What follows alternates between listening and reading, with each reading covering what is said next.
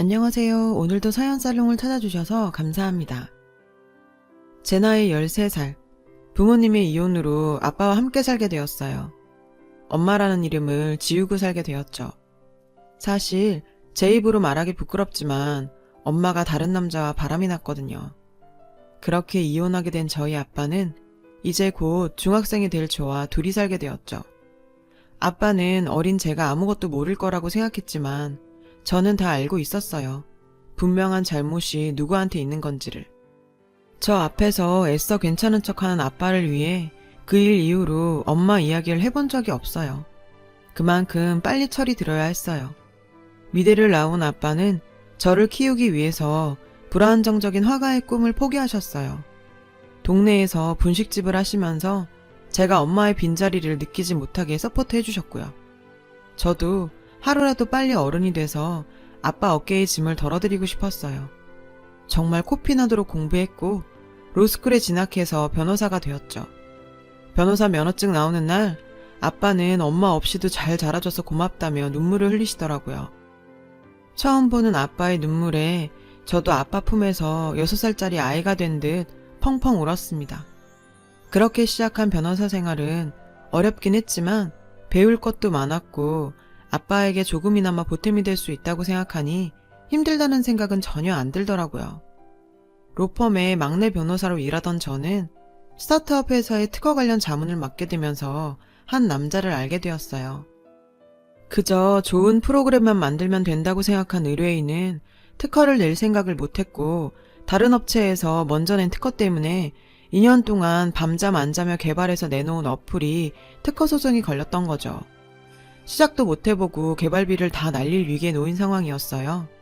자세히 살펴보니 석연치 않은 부분들이 많더라고요.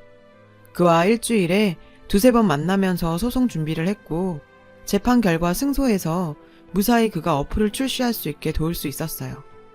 재판 한 달쯤 후인가 그에게 연락이 왔는데요. 최 변호사님, 혹시 저 기억하세요? 저 신동훈이에요. 의뢰인들한테 전화 오면 대부분 안 좋은 일로 오는 경우가 많아서 무슨 일이 생긴 건가 하고 전화를 받았습니다. 그는 제 덕분에 어플이 대박 났다더군요. 꼭 한번 식사 대접하고 싶다고 했죠. 사실 그냥 저는 돈 받고 제가 할 일을 했을 뿐인데 식사 대접은 너무 부담스러워서 몇 차례나 거절했지만 그는 꽤나 집요한 구석이 있었어요. 그의 집요함에 못 이기는 척 식사 자리로 나가게 되었습니다. 그곳에서 그를 보고 2가지 놀라운 점이 있었어요. 소송 준비할 때 그는 그냥 계속 추리링 차림의 모습이었는데 한 달 만에 만난 그는 그때와 전혀 다른 성공한 사업가의 모습이 보이는 듯 했죠. 그 상황에 또 한 번 놀라고 웃긴 건 그가 최소 30대 중반으로 보이는 노안이라는 거였습니다.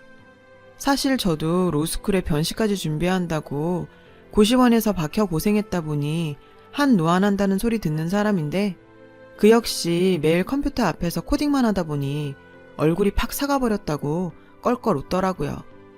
우리는 30살 동갑이었거든요.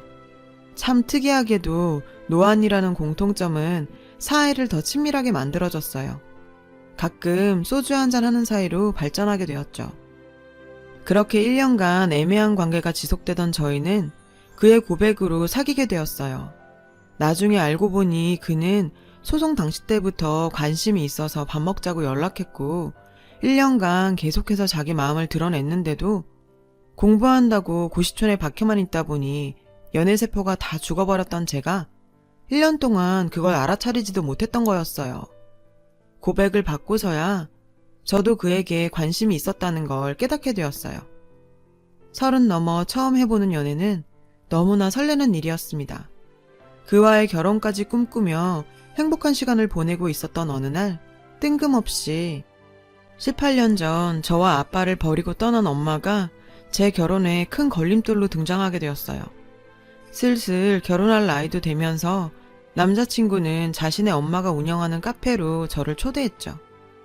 예비 시어머니께 잘 보이고 싶었던 저는 미용실까지 가서 평소 잘 하지도 않는 메이크업까지 받고 찾아뵙게 되었어요. 예비 시모께서는 남자친구가 제 자랑을 하도 해서 질투날 지경이었는데 제 모습을 보니 그럴만하다고 예뻐해 주셨고 집안에 변호사 하나 있으면 좋겠다고 생각했다면서 만족스러워 하셨어요. 긴장 많이 하고 있었는데 너무 환영해 주시는 예비시모 덕에 긴장도 풀리면서 이런저런 대화를 하게 되었습니다. 하하호호 좋기만 할 것 같던 분위기는 시어머님의 부모님 안부를 묻는 질문 하나에 얼음장처럼 차가워지게 되었어요. 그래 수연아, 부모님은 뭐 하시니? 아빠 엄마의 이혼이 부끄러운 건 아니었어요. 아빠는 저를 잘 키우셨으니까요. 그래도 어떻게 말해야 하나 잠깐 고민이 되더라고요. 어차피 결혼할 사이에 숨길 문제도 아니라고 생각해서 솔직하게 말씀드렸어요.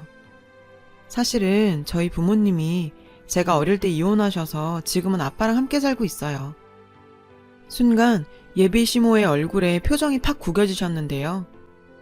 그래, 이야기 잘 들었다. 이제 그만 가보거라. 순간 냉랭해진 분위기에 저는 당황했고 남자친구도 분위기를 풀어보려 했지만 예비 시모는 자리를 떠나버리셨어요. 저는 도대체 이게 무슨 일인가 싶어서 어리둥절했죠. 이때까지만 해도 이게 우리가 결혼을 못하게 될 정도까지 커지게 될 거라고 생각도 못했죠. 남자친구는 걱정하지 말라더군요. 원래 성격이 불같으셔서 그렇다며 저를 달랬습니다. 저도 계속 결혼을 진행하기 위해선 그에게 저희 부모님의 이혼 이유에 대해서도 알려야 했고 이야기를 다 들은 그는 자신의 어머니에게 가서 잘 말해보겠다고 했어요. 그리고 며칠 후 그는 어머님께 잘 말씀드렸다면서 걱정하지 말고 결혼 준비하자고 하더라고요.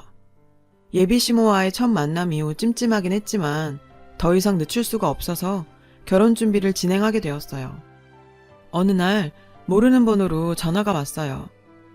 변호사식이나 되는 애라 똑똑하게 알아들을 줄 알고 길게 말 안 했는데 동훈이가 물러 터져서 너한테 말 안 했나 보구나. 난 이혼한 부모 밑에서 큰 애라 우리 아들 결혼시킬 생각이 없다. 그의 걱정 안 해도 된다는 말과 달리 예비 시모는 제가 이혼한 부모 밑에서 자랐다는 이유로 끝까지 결혼을 반대하셨어요. 제가 할 수 있는 건 아무것도 없었죠. 남자친구는 자신이 부모님을 설득할 수 있다며 조금만 더 기다려 달라더라고요. 그렇게 저를 달랬지만 이렇게까지 해서 결혼을 해야 하나 싶은 생각이 들었습니다. 그날 이후 마음이 복잡해서 일도 손이 잡히지 않고 남자친구 만나는 것조차 불편해서 잠깐 시간을 가지고 있었어요. 사무실에 제 손님이 왔다는 소리를 듣고 나가보니 그의 엄마가 서 있었어요. 내가 알아듣게 말한 것 같은데 아직도 우리 아들을 만나고 있니? 내가 이래서 안 된다고 하는 거야. 이혼한 부모 밑에서 큰 애가 무슨 가정교육이나 제대로 받았겠니? 로펌에서 아직도 가장 막내 변호사라 행동 하나하나 눈치 보면서 지내고 있었는데 갑작스럽게 남의 직장에 찾아와서 악담 붙는 예비시모 때문에 의도치 않게 제 개인사가 로펌 사람들에게 공개돼 버렸는데요. 야, 내가 듣자하니 너희 엄마가 바람나서 이혼한 거라면서. 얘, 바람도 유전이다. 유전이라는 통계가 있어. 알아?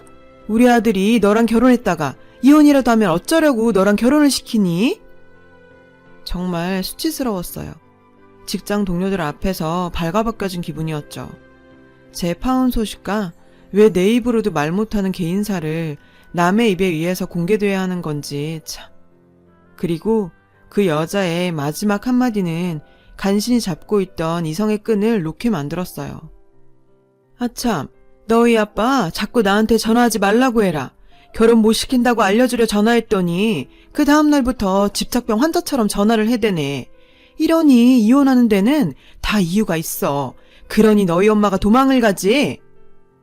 저희 아빠까지 조롱하는 모습에 순간 저도 이성을 잃었어요. 이 미친 X의 머리채를 잡아버렸는데요. 바깥에서 지켜보고 있던 동료들이 아수라장이 된 제 사무실에 들어와서 저를 뜯어 말려서 겨우 진정이 되었습니다. 나도 이 결혼 안 해. 너 같은 시어머니 모실 바에 내가 그냥 노처녀로 늙어 죽는 게 낫지. 이혼 부모 밑에서 커서 그렇다고? 당신 같은 쓰레기 부모 밑에서 큰 동훈 씨가 더 불쌍하네요.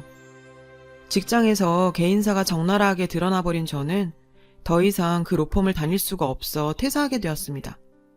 남자친구와도 결별을 고하게 되었어요. 남자친구는 이렇게 헤어질 수는 없다며 매달렸지만 더는 그 여자랑 엮이고 싶지 않았어요. 무엇보다 용서할 수 없는 건 저에게만 그런 모욕을 한 게 아니었어요. 그 여자는 저희 아빠에게도 전화해서 이혼 과정에서 자란 아이는 며느리로 받아줄 수 없다며 딸아이 정신 차리게 하라고 쏘아붙였답니다. 아빠는 자신의 이혼 때문에 제가 이런 대접을 받고 있다는 사실에 큰 충격을 받으셨다고 했어요. 어떻게든 문제를 해결해보고자 그 여자에게 이런저런 제안을 해봤다는데 그 여자는 저한테 얘기했듯 이렇게 집착을 하니 마누라가 바람피고 도망간 거라며 오히려 조롱을 했다네요. 아빠는 저에게 말도 못하고 끙끙 앓고 계셨던 거였어요. 이미 모든 걸 끝내고서야 알게 된 사실에 정말 손이 부들부들 떨렸지만 아빠가 그러지 말고 잊고 살라며 말리시는 통에 제 가슴속에 상처로 묻어두게 되었어요. 그렇게 3년이 흘렀습니다. 저도 그 일에 대한 기억이 흐릿해져 갈 때쯤 저와 아빠에게 지울 수 없는 상처를 준 그 여자를 생각지도 못한 장소에서 다시 보게 되었어요. 저는 변호사 5년 차가 되면서 새로 취직한 로펌에서 이혼 전문 변호사로 일하고 있었거든요. 어느 날 제 의뢰인으로 온 그 여자를 한 번에 알아볼 수 있었어요. 맞은 놈은 평생을 기억해도 때린 놈은 기억도 못한다고 했나요? 어처구니 없게도 그 여자는 이혼 소송을 당한 상태였고 참나, 심지어 저를 알아보지도 못하더군요. 변호사님, 이혼 전문이라고 들었습니다. 이혼하더라도 남편 재산 최대한 많이 분할할 수 있게 도와주세요. 이혼한 부모 밑에서 자란 저라서 결혼 못 시키겠다던 여자가 이혼을 하기 위해 나를 찾아오는 이런 아이러니한 상황이라니. 정말 속으로 실소가 나와 참을 수가 없었어요. 세상 참 좁죠. 세상에 이런 악연도 다 있네요. 아주머니가 이혼한다고 수많은 변호사들 중에 날 찾아오다니요. 사실 3년 전 저와 두세 번 만난 게 전부였던 그 여자가 저를 못 알아보는 게 어쩌면 당연하기도 했죠. 그 여자는 제가 무슨 말을 하는지 못 알아듣고 어리둥절한 표정을 짓고 앉아 있었어요. 그 여자에게 제 명함을 내밀었어요. 최수연이에요, 제 이름. 제 이름도 모르시죠? 기억 안 나세요? 3년 전에 당신이 결혼 반대했던 당신 아들 여자친구. 당신이 그랬잖아요. 이혼한 사람들은 무슨 문제가 있어서 하는 거라면서요? 이혼도 유전이라고 하시지 않았나? 그 여자는 그제서야 제가 누구인지 알아보는 듯 저를 위아래로 훑어보고는 제 생각과 전혀 다른 행동을 했는데요. 아니 그건 다 지난 일을 말해서 뭐 하겠니? 우리가 이렇게 만난 거 보니 인연은 인연인가 보다. 나도 후회 많이 했다. 우리 아들 너랑 헤어지고 아직도 여자도 안 만나고 결혼할 생각도 안 하는 것 같아서 내가 걱정이 크다. 그래서 말인데 너 동훈이랑 다시 잘해보면 안 되겠어? 제 직장까지 쳐들어와서 제 개인사까지 들춰내버린 인간이 아무렇지도 않게 다시 자기 아들을 만나보라고 하는 뻔뻔함에 제대로 팩트 폭격 날려줘 버렸어요. 내가 당신 아들을 왜 만나? 당신이 말했잖아? 이혼한 부모 밑에서 자라면 제대로 가정교육 못 받고 자란 거라면서. 당신 지금 이혼하러 온 거 아니야? 그럼 네 아들은 이혼 안 할 것 같니? 당신 말대로 하면 이혼 확정인 남자를 내가 왜 다시 만나? 그리고 뭔가 착각하는 것 같은데 당신 과실로 이혼 소송 당해서 여기 온 거야. 당신 남편한테 빌어도 모자랄 판에 재산 분할을 도와달라고?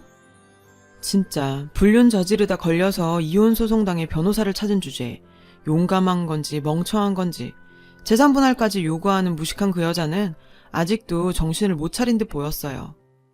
나도 변호사이기 전에 인간이야. 내가 어떻게 당신 변호를 하겠어? 그리고 내가 한 가지 알려줄까? 3년 전에 당신 아들 나한테 무릎 꿇고 빌면서 당신 버리고 나한테 오겠다던데? 그건 알란가 모르겠네. 항상 무례하고 뻔뻔하게 굴던 그 여자는 자기 아들이 본인을 버리려고 했다는 말을 듣고는 상당히 충격에 빠진 모습이었어요. 아무 말도 못한 채 얼빠진 표정으로 휘청거리면서 제 사무실을 나갔어요. 남편한테 버림받고 아들한테도 버림받은 그 여자 뒷모습을 보고 있자니 자업자득이라는 말이 딱 떠올라서 속이 다 후련하더라고요. 3년간 가슴속에 묻어둔 답답함을 풀고 나니까 몸도 마음도 홀가분해졌습니다. 제 일도 술술 잘 풀렸어요. 변호사로서 회사에서 입지도 탄탄해졌고 만나고 있던 사람에게 프로포즈 받아서 내년에 결혼 약속까지 잡게 되었죠. 무엇보다 달라진 건 저희 아빠의 삶이에요. 저를 홀로 키우기 위해 본인의 꿈인 그림 그리는 것도 포기하고 살았던 아빠께 얼마 전 작은 화실을 선물해 드렸거든요. 다시 그림 그려보는 게 어떠냐며 제안했죠. 아빠는 분식집도 접고 매일 화실에 들어가셔서 작품 활동하고 계세요. 그림 그리면서 행복해 하시는 모습을 보니 지금까지 제가 아빠의 삶을 뺏은 것 같아 너무 죄송한 마음이 들었네요. 저도 제 자식을 낳고 살아갈 텐데 아빠처럼 자식을 위해 살 수 있을까 생각 들 정도로 아빠의 사랑은 컸습니다. 사람마다 개인의 사정이 있고 사연이 있는 건데 자신의 삶, 한 치 앞도 못 내다보면서 다른 사람에게 상처부터 주는 그런 사람들과는 아예 차원이 다르신 분이죠. 제가 행복하게 잘 사는 게 아빠한테 보답하는 길이겠죠. 아빠한테 세상 감사합니다. 이런저런 일을 겪고 두서없이 쓴 사연 들어주셔서 감사합니다. 좋은 일들만 있으시길 바랍니다. 여러분, 사연 댓글에 응원과 현명한 조언 부탁드려요. 좋아요와 구독은 저에게 큰 힘이 됩니다. 오늘도 좋은 일 가득하세요.